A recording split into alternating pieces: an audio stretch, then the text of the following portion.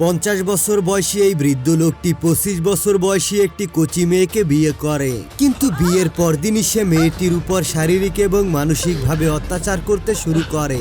এজন্য মেয়েটি বাধ্য হয়ে তার হাজব্যান্ডকেই প্যারালাইজ করে ফেলে, আর তার হাজব্যান্ডের সামনে চলতে থাকে অন্য এক পুরুষের সঙ্গে পরকীয়া। এই ভয়ঙ্কর পরকীয়া সম্পর্কের শেষ পরিণতি কি হয়েছিল সেটাই দেখতে চলেছি আজকের পুরো গল্পে। তো বন্ধুরা, আর বেশি স্পয়লার না দিয়ে চলো সরাসরি গল্পে ঢুকে পড়া যাক। এই যে বুড়ো লোকটিকে দেখতে পাচ্ছেন, সত্যি কথা বলতে এই লোকটা খুবই খারাপ। আর গাড়িতে তার মেয়ের বয়সী যে মেয়েটাকে দেখতে পাচ্ছেন, এটা হলো তার নতুন বউ। অর্থাৎ সহজ করে বলতে গেলে মেয়েটা তার এক সুগার ড্যাডিকে বিয়ে করেছে, যেখানে এই বুড়ো লোকটার নাম হলো অ্যালডোজ আর মেয়েটার নাম হলো সেলিনা। গতকালই তাদের বিয়ে হয়েছে, আর আজকে সেলিনা তার শ্বশুর বাড়িতে যাচ্ছে। জায়গাটা দেখতে বেশ সুন্দর, আর গাড়িতে যাওয়ার সময় অ্যালডোজ তাকে জানায় এই রাস্তার দুপাশের বেশিরভাগ জমিনি তার নামে কেনা, আর সামনের এই পুরো জায়গাটা সে নিজের নামে মালিকানায় নিয়ে নিবে। তারপর তারা দুজনে পৌঁছে যায় তাদের বাংলোতে। সেখানে অ্যালডোজ সেলিনাকে তার ঘরের বুয়োর সঙ্গে পরিচয় করিয়ে দেয়, যার নাম হলো গীতা। অ্যালডোজ তাকে বাসায় নামিয়ে দিয়ে কোথায় যেন চলে যায়, আর এদিকে গীতা সেলিনাকে ঘরের সবকিছু ঘুরিয়ে দেখাতে শুরু করে। আর এক সময় সেলিনা ঘরের একটা রুমের মধ্যে একটা দাবার কোড দেখতে পায়, আর গীতার কাছ থেকে জানতে পারে অ্যালডোজ নাকি এই অ্যাসিস্টে সব থেকে দাবা খেলায় পারদর্শী। সে কয়েকবার টানা চ্যাম্পিয়ন হয়েছে। তারপরে ঘটনা সোজা রাতের বেলায় চলে আসে। সেলিনা তখন ব্যালকনিতে বসে বিশ্রাম করছিল, আর তাকে দেখতে পেয়ে হঠাৎ অ্যালডোসের ভেতরে ভালোবাসা জেগে ওঠে।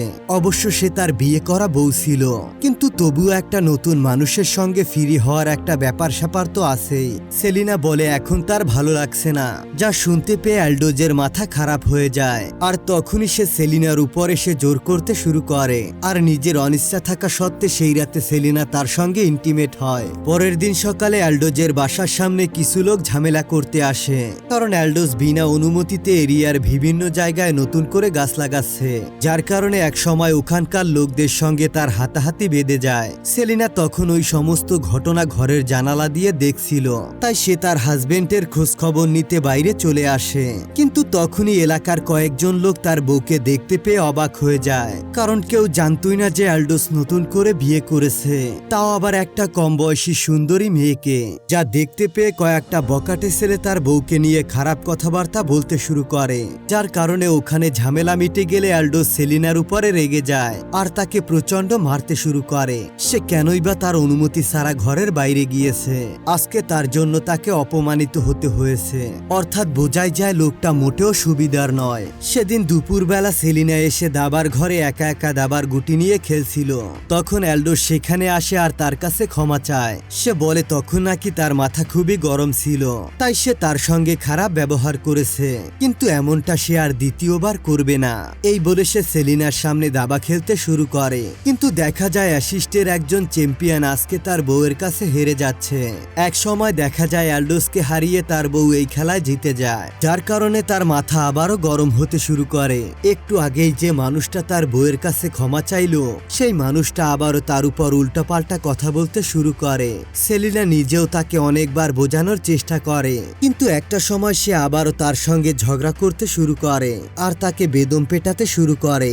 যাই হোক, এভাবে একটা দিন পার হয়ে যায়। পরের দিন অ্যালডোজের একজন পরিচিত লয়ার তার সঙ্গে দেখা করতে আসে। সে জানায় আজকে নাকি সে নতুন একটা প্রপার্টির কেস জিতে গিয়েছে, যার কারণে অ্যালডোজ খুবই খুশি হয়। আর অপরদিকে এই খবর যখন সেলিনা জানতে পারে, তখন সে জিজ্ঞাসা করে কোথায় সেই নতুন প্রপার্টি। যা শুনে অ্যালডোজ তার কথায় কোনো উত্তর দেয় না, বরং সে নিজের বউয়ের উপর জানোয়ারের মতো ঝাঁপিয়ে পড়ে, আর আবারও তার সঙ্গে জোর করে ইন্টিমেট হয়। পরের দিন অ্যালডোজ সেলিনাকে নিয়ে নতুন প্রপার্টিতে ঘুরতে যায়, আর সেখানেও কথায় কথায় সেলিনার সাথে সে একটু বেশি কাছাকাছি আসতে শুরু করে, যেটা এখন তার মোটেও পছন্দ হচ্ছে না। তার হাজবেন্ড বলে কি হয়েছে, তোমার কোনো রোমান্টিকতাই নেই। সেলিনার মনে হতে থাকে হয়তোবা সে তাকে শুধুমাত্র ভোগের জন্যই বিয়ে করেছে।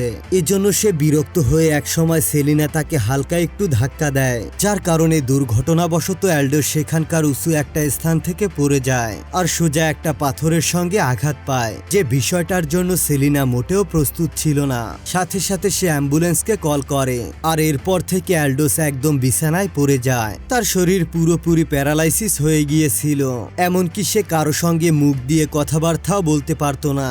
আর এখানেই সেলিনার আসল চেহারা বের হয়ে আসে। এতদিন যা কিছু তার সঙ্গে ঘটেছে এবং যা যা সে সহ্য করেছে, তার সবকিছুই ছিল তার একটা নিখুঁত অভিনয়। সে মোটেও ভালো মহিলা ছিল না। অ্যালডোসকে বিয়ে করার একমাত্র উদ্দেশ্য ছিল তার শুধু টাকা পয়সা। সে ভেবেছিল ওই বুড়ো লোকটা মারা গেলে সম্পত্তির একটা অংশ তার হয়ে যাবে, কিন্তু সেটা যে এত তাড়াতাড়ি পেতে চলেছে সেটা কখনোই কল্পনা করেনি। রাতের বেলা সে সম্পূর্ণ এক ভিন্ন রকমের পোশাক পরে, হাতে মদ নিয়ে সে অ্যালডোজের সামনে আসে। সে সকল অদ্ভুত কর্মকাণ্ড করতে শুরু করে আর তার কাছে এসে তার কামভাব জাগিয়ে তোলে। আর এরপর সে দূরে সরে যায়। মনে হচ্ছে যেন এই কয়েকদিনের জমে থাকা সকল প্রতিশোধগুলো সে একসাথে নিচ্ছে। তার 2 দিন পরে সেলিনা অ্যালডোজের দেখাশোনা করার জন্য একটা ছেলেকে রেখে দেয়, কারণ কোনো মেয়ে নার্স একজন পুরুষ মানুষের দেখাশোনা করতে রাজি হচ্ছিল না। সে যে ছেলেটিকে রেখেছিল তার নাম ছিল সুরেশ। সুরেশ ধীরে ধীরে অ্যালডোজের সমস্ত কিছু দেখাশোনা করতে শুরু করে। প্রথমে সে তার দাড়ি এবং গোফ শেভ করিয়ে দেয় আর তার সঙ্গে বন্ধুত্ব করার চেষ্টা করে। পাশাপাশি সে পুরো ঘরটাকে ঘুরে ঘুরে দেখছিল।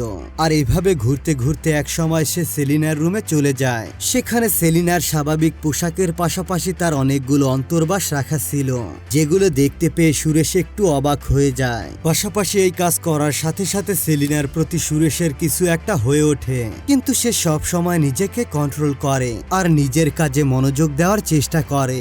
একদিন সুরেশ অ্যালডোজের দাবার ঘরে চলে যায় আর সেখানকার দাবার একটা গুটি সে সরিয়ে রাখে। তারপর বিকেল বেলায় সেলিনা যখন শপিং করে বাড়িতে ফেরে, তখন সুরেশ তাকে বিদায় জানিয়ে বলে সে আবারও আগামীকালকে আসবে। যদি তাকে তার খুব দরকারি হয় তাহলে সে যেন তাকে কল করে। তারপর রাতের বেলায় সেলিনা খেয়াল করে তার দাবার কোটে একটা গুটি সরানো হয়েছে। সে বুঝতে পারে এটা সুরেশেরই কাজ। তাই পরদিন যখন সুরেশ তাদের বাড়ির কাজ নিয়ে ব্যস্ত ছিল, তখন সেলিনা তাকে দাবা খেলার অফার করে। আর খেলার মাঝখানে সুরেশ তাকে জিজ্ঞাসা করে, আপনি তো একটা যুবতী মেয়ে, তাহলে আপনি তার মতো কেন একটা বৃদ্ধ লোককে বিয়ে করলেন? এই কথা শুনে সেলিনা কোনো উত্তর দেয় না, বরং সে খেলায় জিতে যায়। আর তখনই সুরেশ নিচে গিয়ে দেখতে পায় অ্যালডোস তার বিছানায় টয়লেট করে দিয়েছে। সে কাউকে ডাকতে পারেনি আর সে টয়লেটও আটকে রাখতে পারেনি, যে কারণে অ্যালডোস ভেতরে ভেতরে অনেকটা রেগে যায়, কারণ সুরেশকে রাখা হয়েছে শুধুমাত্র তার দেখাশোনা করতে আর সে ওটা না করে অন্য সব কাজ নিয়ে ব্যস্ত থাকে। তবে সুরেশ তার কাছে ক্ষমা চায় আর সে তার জন্য একটা ডিভাইস কিনে আনে। তার হাতের কাছে একটা বাটন রেখে দেয় আর তাকে বলে কোনো দরকার হলে অবশ্যই বাটনটা প্রেস করবেন, তাহলে ওই বিলটা বাজলেই আমি বুঝতে পারবো আর তখনই সঙ্গে সঙ্গে আপনার কাছে চলে আসবো। আসলে সে তার বডি নাড়াতে না পারলেও তার হাত পায়ের আঙুল কিছুটা পরিমাণ নাড়াতে পারে আর এটা কাজেও লেগে যায়, যাতে করে সেলিনা এই বিষয়টাতে খুবই খুশি হয়ে যায় আর সুরেশকে আজকে রাতে ডিনারের জন্য আসতে বলে। যা শুনতে পেয়ে অ্যালডোজ ভেতরে ভেতরে রাগে ফুলতে শুরু করে, কারণ তার বউ খুব একটা ভালো মানুষ নয়। একটা ছেলের সঙ্গে যদি সেই বাড়িতে একা একা থাকে তাহলে নিশ্চয়ই কোনো খারাপ ঘটনা ঘটবে। এজন্য অ্যালডোজ বারবার সেই বাটনটা চাপতে শুরু করে, কিন্তু সুরেশ তো তখন খুশিতে একদম আত্মহারা। তাই সে তার হাতে থাকা বাটনটি নিয়ে বলে, এটা আমি আপনাকে মজা করার জন্য দেইনি, যখন আপনার দরকার হবে তখনই চাপ দিবেন। তখন দুজনে ঘরের ড্রয়িং রুমে বসে একসাথে কথা বলছিল। সুরেশ জানায় তার নাকি বিদেশে যাওয়ার জন্য একটা প্ল্যান আছে, সেজন্য সে অনেক দিন ধরে কাগজপত্র রেডি করছে। পাশাপাশি এখানে তাদের দুজনের মধ্যে আরো টুকটাক অনেক বিষয় নিয়ে কথাবার্তা হয়। আর কথা বলতে বলতে একটা সময় দুজন কেমন যেন একে অপরের সাথে ঘনিষ্ঠ হতে শুরু করে, কিন্তু তখনই অপর দিক থেকে বেল বাজতে শুরু করে। সুরেশ সেখানে গিয়ে দেখতে পায় তাদের কাজের বুয়া সেই বেলটাকে তাকে দিয়ে দিয়েছে। তাই এবার সুরেশ তাকে ভালো করে বুঝিয়ে দেয় যে এটা কোনো মজা করার জিনিস নয়। যদি বিনা কারণে আপনি আমাকে এটার মাধ্যমে ডাকতে শুরু করেন তাহলে আমি কিন্তু এটা আপনার হাত থেকে সরিয়ে ফেলতে বাধ্য হব। সেদিন সুরেশ যখন চলে যাচ্ছিল তখন সেলিনা ব্যালকনি থেকে তাকে ডাক দেয় আর আগামীকাল তার সঙ্গে আবারও দাবা খেলার কথা বলে। অর্থাৎ এই বিষয়টা খুব ভালোভাবেই বোঝা যাচ্ছে যে সুরেশ ঠিকঠাকই রয়েছে, কিন্তু সেলিনা ধীরে ধীরে সুরেশের প্রতি দুর্বল হচ্ছে।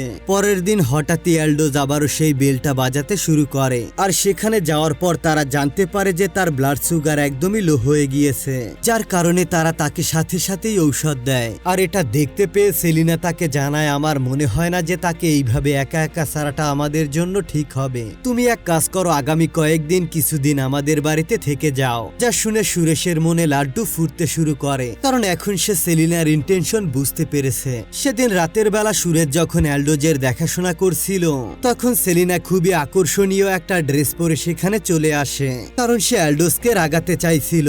অর্থাৎ যখন সে ভালো ছিল তখন সে বিনা কারণেই তার উপরে হাত তুলেছে, আর এখন সে ইচ্ছে করেই তাকে রাগাচ্ছে। তারপর সেলিনা আর সুরেশ তাদের বাড়ির সামনে বসে মদ পান করছিল আর একে অপরের সঙ্গে সুখ দুঃখের কথাবার্তা বলছিল। সেলিনা তার জীবনের বেশ কিছু গুরুত্বপূর্ণ বিষয় তার সঙ্গে শেয়ার করছিল, এমনকি সুরেশ নিজে তার বিদেশে যাওয়ার কারণ এবং বিভিন্ন পারিপার্শ্বিক এবং অন্যান্য বিষয় নিয়ে তার সাথে আলাপ করে। এভাবে কথাবার্তা বলতে বলতে তারা দুজন একে অপরের সঙ্গে বন্ধুর মতো ফ্রি হয়ে যায়। সুরেশ তাকে বলে, আপনার তো এখন খুশি হওয়া উচিত, আপনার জামাই তো আপনার সাথে এতদিন খারাপ ব্যবহার করত, আর এখন দেখুন আপনার জামাইয়ের কি অবস্থা। সেলিনা তাকে জানায় যে তার এই দুনিয়াতে কেউ নেই, সে শুধুমাত্র সুন্দর বলেই তাকে বিয়ে করেছিল, আর এখন সে নিজেকে খুবই একা অনুভব করে। এখানে সেলিনার কথাবার্তা আর তার অঙ্গভঙ্গিতে সুরেশ ভালোভাবেই বুঝে যায় সে কি চাইছে, আর সেই রাতে দুজন একে অপরের সঙ্গে খুবই ঘনিষ্ঠ হতে শুরু করে। এভাবে আরো কয়েকদিন চলে যায়। এরপর থেকে দুজনকে ঘুমের ঔষধ খাইয়ে দুজনে প্রতিদিন ইন্টিমেট হতে শুরু করে। আর একদিন সুরেশ যখন মন খারাপ ছিল তখন সেলিনা তাকে জিজ্ঞাসা করে কি হয়েছে। সুরেশ জানায় যে তাদের এভাবে মেলামেশা করা উচিত নয়, আর তার তো হাজবেন্ড আছে, এমনকি এটা অবৈধ, এমনকি এটা একটা পরকীয়া। মূলত সুরেশ একটা ভালো ছেলে ছিল, কিন্তু যখনই সেলিনা নিজেকে তার হাতে সঁপে দেয় তখন সে নিজেকে আর কন্ট্রোল করতে পারে না। কিন্তু আজকে সে সব কিছুর জন্য গিল্টি ফিল করছে। আবার তার উপর নাকি সে বিদেশে যাওয়ার জন্য কাগজপত্র জোগাড় করছিল, সেখানে হঠাৎ একটা কাগজের ভুল সংশোধন করতে হলে তাকে 5 লক্ষ টাকার খরচ বহন করতে হবে, যে টাকাটা তার কাছে নেই। যা শুনে সেলিনা একটা খালি চেক বের করে আর নিজের আঙুলের ছাপ দিয়ে সুরেশকে 5 লক্ষ টাকা দিয়ে দেয়, যার কারণে সুরেশ খুশি হয়ে আবারও সেলিনার সাথে ঘনিষ্ঠ হয়। কিন্তু আজকের বিষয়টা তাদের কাজের বুয়া গীতাও দেখতে পায়, কিন্তু এই বিষয়টিতে সে কোনো প্রকার রিয়েক্ট না করে বরং চুপ থাকে। এরপর থেকে তাদের ঘনিষ্ঠতা যেন দিন দিন আরো বেড়ে যায়, আর প্রতিদিন একে অপরের সঙ্গে ঘনিষ্ঠ সময় কাটায়। আর এক রাতে সেলিনা তাকে জানায় অ্যালডোজের একটি ভাই আছে, আর সে যে কোনো সময়ে তাদের এই সম্পত্তি হাতিয়ে নিতে পারে, কিন্তু সে চায় সুরেশকে বিয়ে করে এই বাড়িতে সারা জীবন সুখে থাকতে। কিন্তু সুরেশ তার এই কথায় একদমই চুপ থাকে। এক সময় সেলিনা তাকে বলে, কেমন হয় আমরা যদি অ্যালডোজের ভাইকে মেরে ফেলি, তাহলে এসব সম্পত্তির একটা অংশ আমার হয়ে যাবে। এটা শুনে সুরেশ একটু ঘাবড়ে যায়। এরপর থেকে শুধুমাত্র সেলিনার কথা নিয়ে সুরেশ ভাবতে থাকে। একদিন সুরেশ যখন অ্যালডোজকে ঔষধ খাওয়াচ্ছিল তখন সে সুরেশের কলারে সেলিনার চুল দেখতে পায়, যার কারণে সে রাগ দেখিয়ে তার মুখের ঔষধ এবং পানি তার গায়ে ছুঁড়ে মারে, যার কারণে সুরেশ এতটাই রেগে যায় যে একটা বালিশ দিয়ে চাপা দিয়ে তাকে মেরে ফেলার চিন্তা করে। কিন্তু এক সময় সে ভাবে সে এটা কি করছে, তাই বালিশটা সাথে সাথেই সরিয়ে ফেলে এবং সে সেখান থেকে চলে যায়। কিছুক্ষণ পরে সুরেশ আবারও তার কাছে চলে আসে আর তার কাছে সেই ঘটনার জন্য ক্ষমা চায়। আর এতদিনে অ্যালডোজ ভালোভাবেই বুঝে গিয়েছিল যে তার বউয়ের সঙ্গে এই ছেলেটার কিছু একটা আছে, কিন্তু আফসোস তার কিছুই করার নেই। তো সেদিন সেলিনা আবারও সুরেশকে বলে যদি তারা অ্যালডোজকে মেরে ফেলতে পারে তাহলে তাদের বাকি জীবনটা সুখে শান্তিতেই পার হয়ে যাবে। সে বারবার সুরেশকে তার হাজবেন্ডকে মারার জন্য বলতে থাকে, কিন্তু সুরেশ তার কথায় রাজি হতে চায় না। সে ভাবে একজনকে মেরে ফেলে সে কখনোই ভালো থাকতে পারবে না। তাই এর পরদিন থেকে সেলিনাকে সুরেশ ধীরে ধীরে ইগনোর করতে শুরু করে। আর সে যখন সুরেশকে ফোন করে তখন সুরেশ তার কল রিসিভ করে না, এমনকি সে অ্যালডোজকেও দেখাশোনা করতে যায় না। এভাবেই একটি সপ্তাহ পার হয়ে যায়। একদিন সেলিনা তার মোবাইলে একটি ভয়েস পাঠায় আর বলে সে কোনো উপায় খুঁজে পাচ্ছে না, তাই মৃত্যুকে সে আপন করে নিতে চায়। যা শুনে সুরেশ তাড়াতাড়ি তার বাড়িতে চলে যায়। সেখানে গিয়ে সে দেখতে পায় সেলিনা হাতে একটি ব্লেড নিয়ে তাকে শেষ করার পরিকল্পনা করছে। সুরেশ তাড়াতাড়ি তার কাছে চলে যায় আর তাকে বলে তার কিছুই করতে হবে না। সেলিনা তাকে বলে 3 দিন আগে অ্যালডোজের ভাই এই বাড়িতে এসেছিল আর সে তাকে হুমকি দিয়ে গেছে যে তার ভাইয়ের এই অবস্থার জন্য সে নাকি দায়ী, সে তাকে ছাড়বে না। এমনকি সুরেশও তাকে অবহেলা করছে। তার এই জীবনে আপন বলতে কেউ নেই, এজন্য মৃত্যু ছাড়া আর কোনো উপায় নেই। কিন্তু সুরেশ তাকে ভালো মতো বোঝায় আর তাকে কোনো রকম শান্ত করে বাড়ি থেকে চলে যায়। কিন্তু সেদিন রাতের বেলায় মোবাইলে তার আবারও কল আসে। সে জানায় অ্যালডোজের কি যেন হয়েছে, এজন্য তাকে তাড়াতাড়ি তার বাড়িতে ডেকে নেয়। আর ওখানে গিয়ে সে অ্যালডোজকে খুবই অস্বাভাবিক অবস্থায় দেখতে পায়। তার চোখের পলক পর্যন্ত পড়ছে না। তাই সুরেশ তাকে প্রাথমিক চিকিৎসা করাতে থাকে। সে বুঝতে পারে ইতিমধ্যেই অ্যালডোজ মারা গিয়েছে। কিন্তু সেখানে অ্যালডোজের মৃত্যুতে সেলিনা মোটেও দুঃখী ছিল না।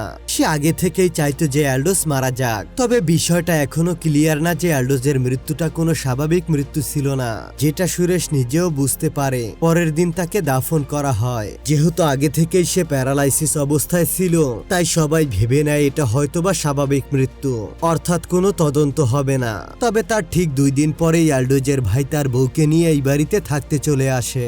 এখানে সেলিনা তাকে বাধা দেয় আর বলে এটা আমার জামাইয়ের বাংলো, এখানে সে কাকে থাকতে দেবে আর কে থাকবে এটা একমাত্র তার ডিসিশন। এখানে সে উল্লেখ করে যে শুধুমাত্র সম্পত্তির লোভে সে তার ভাইকে মেরে ফেলেছে, যার কারণে এই বিষয়টা নিয়ে শুরু হয় তদন্ত। থানা থেকে কয়েকজন অফিসার এসে সেলিনাকে জিজ্ঞাসাবাদ করতে শুরু করে। সেলিনা এসব সবকিছুই স্বীকার করে, এমনকি সেলিনা তার কাজের বুয়া গীতাকেও টাকা দিয়ে কিনে নিয়েছে। সে বলে সবকিছুই ঠিকঠাক চলছিল আর সেলিনা ম্যাডাম ও অ্যালডোজের খুব দেখাশোনা করত। এমনকি তদন্তের খাতিরে পুলিশ সুরেশকেও কল করে। তখন সুরেশ ভয় পেয়ে যায় আর বাসায় এসে সেলিনাকে বলে দেখো আমি তোমার সমস্ত টাকা পরিশোধ করে দেব, আমাকে এসবের মধ্যে ফেলো না। কিন্তু সেলিনা সবকিছু ঠান্ডা মাথায় নিতে বলে আর তাকে ব্ল্যাকমেল করতে শুরু করে।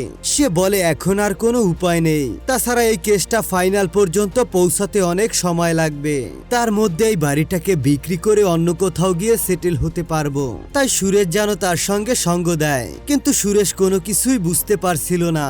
পরের দিন সেলিনা তার লয়ারের সঙ্গে দেখা করতে যায়, যে লয়ারের সঙ্গে অ্যালডোজের ভালো একটা সম্পর্ক ছিল।